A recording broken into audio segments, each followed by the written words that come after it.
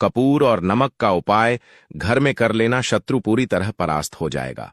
तो जो लोग अपने जीवन में शत्रु और दुश्मन से बहुत परेशान हो चुके हैं, वह लोग आज की वीडियो का यह उपाय कर लें और फिर देखें शत्रु की कैसे अकड़ निकलती है।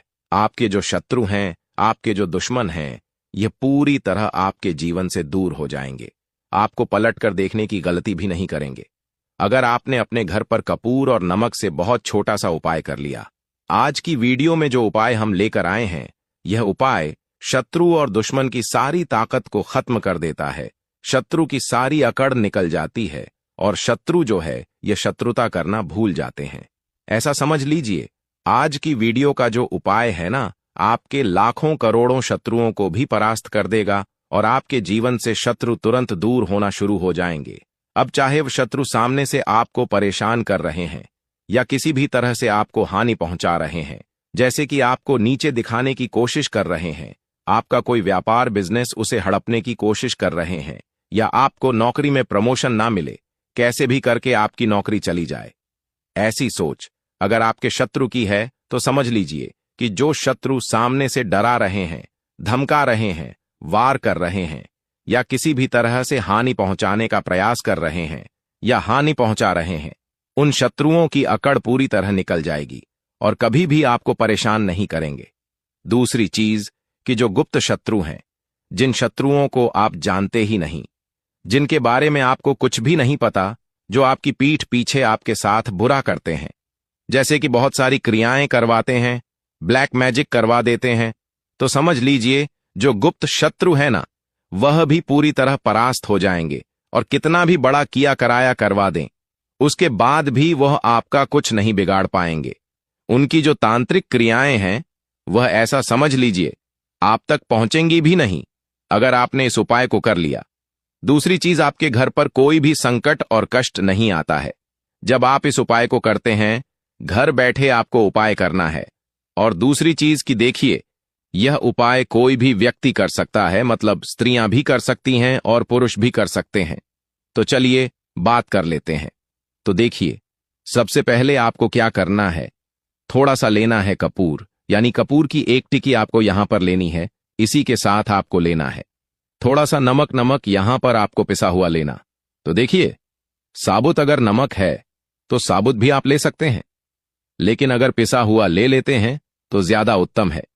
इसी के साथ आपको लेना है पान का एक पत्ता और आपको लेनी है एक लौंग। यहां पर जो आप लेंगे वह साबुत लौंग होनी चाहिए। लौंग बिल्कुल भी टूटी हुई ना हो, खंडित ना हो। और एक आपको लेनी है कांटेदार वृक्ष की लकड़ी, छोटी सी लकड़ी। देखिए, कांटेदार वृक्ष तो बहुत सारे होते हैं, तो लकड़ी आपको बहुत आसानी से मिल जाएगी। तो गुलाब का जो पेड़ होता है, ठीक है ना, गुलाब का जो पौधा होता है उसमें भी कांटे आते हैं, तो उसकी लकड़ी आप ले सकते हैं। बबूल का पेड़ होता है, उसकी लकड़ी आप ले सकते हैं। और भी बहुत सारे ऐसे पेड़, ऐसे वृक्ष होते हैं जिनमें कांटे आते हैं। किसी भी वृक्ष की जिसमें कांटे आते हो, छोटी सी लकड़ी आपको लेनी है। और एक आपको कटोरी या मिट्टी का दीपक या फिर कोई प्लेट, कोई भी ऐसा बर्तन लेना है जिसके अंदर आप इन सारी चीजों को जला सकें। तो यह उपाय आपको अपने घर पर करना है। एकांत में बैठकर ऐसे कमरे में बैठ जाइए या ऐसी जगह घर में बैठ जाइए जहां पर आपको कोई डिस्टर्ब ना कर पाए। जब आप उपाय कर रहे हो, कोई आपको रोके टोके ना, भले ही वह आपके घर का व्यक्ति हो, ठीक है ना। इस चीज का आपको पूरा ध्यान रखना है। तो किस समय आपको यह उपाय करना है, तो देखिए, यह उपाय आप किसी भी समय कर सकते हैं। बस बहुत ज्यादा रात में आपको इस उपाय को नहीं करना है। कोशिश करें कि सुबह में कर लें तो ज्यादा उत्तम है। तो देखिए, घर में यह उपाय आपको जो करना है, दक्षिण दिशा की तरफ फेस करके करना है। मतलब घर में आप उपाय कहीं पर भी कर रहे हैं, कमरे में कर रहे या घर के बरामदे में कर रहे हैं, कहीं भी आप इस उपाय को कर रहे हैं, बस आपका जो फेस है ना, ये दक्षिण की तरफ होना चाहिए। तो देखिए, इस उपाय को करने के लिए सबसे पहले आपको क्या करना है कि जो कांटेदार वृक्ष की लकड़ी आप लेकर आए हैं, चाहे तो आपने बबूल के पेड़ की लकड़ी ली है या जिस भी पेड़ की आपने लकड़ी ली है, आपको क्या करना है, सबसे पहले, ठीक है ना, किसी प्लेट में या मिट्टी के बर्तन में या कटोरी में उस लकड़ी को ही जलाना है, ठीक है ना। चाहे तो उसको तोड़कर छोटा छोटा कर लें, जैसे कि हम हवन करते हैं ना, उसी तरह से आपको सबसे पहले लकड़ी को जलाना है। किस चीज से जलाएंगे, तो देखिए, कपूर से आप इसे जला लें। छोटा सा कपूर लें और उसे तोड़कर अच्छे से डाल दें, जिससे कि लकड़ी अच्छे से जल जाए। सबसे पहले लकड़ी जलनी चाहिए, क्योंकि ये उपाय जब आप करेंगे ना, तो अग्नि इस उपाय की साक्षी होनी चाहिए। ठीक है ना? तो सबसे पहले आपको क्या करना है कि लकड़ी को ही जलाना है। इसके बाद आपको बाकी जो भी आप उपाय करते हैं, आग जलनी चाहिए, उसके बाद ही आपको उपाय करना है।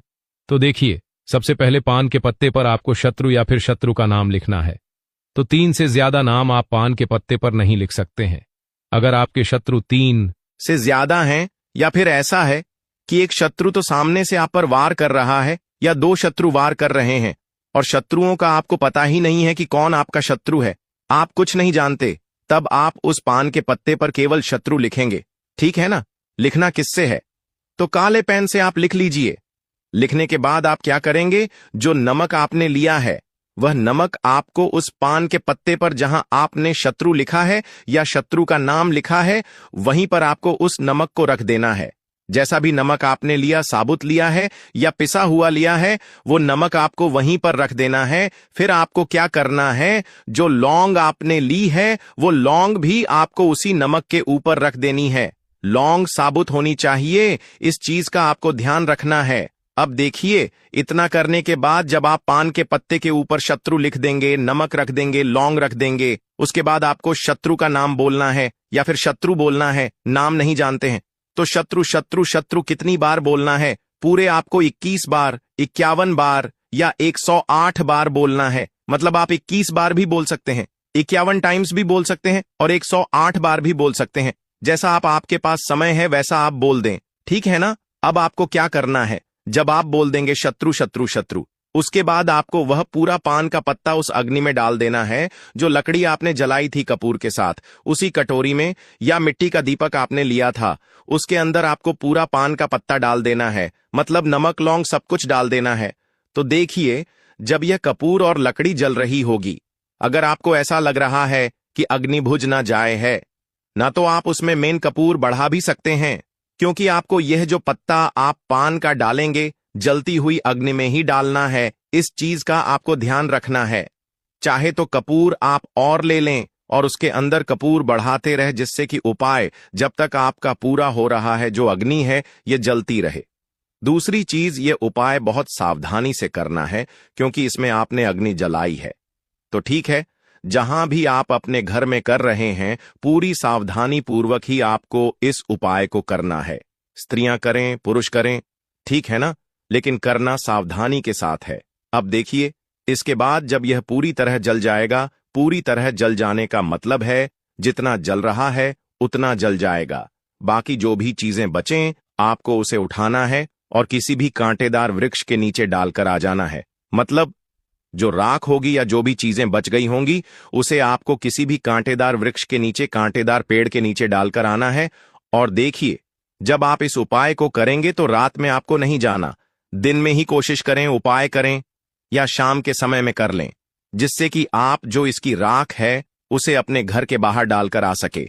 अगर बहुत रात में आप इस उपाय को कर रहे हैं तो जो इसकी राख होगी या जो भी बचा हुआ सामान होगा उसे फिर आप अगले दिन डाल कर आएं।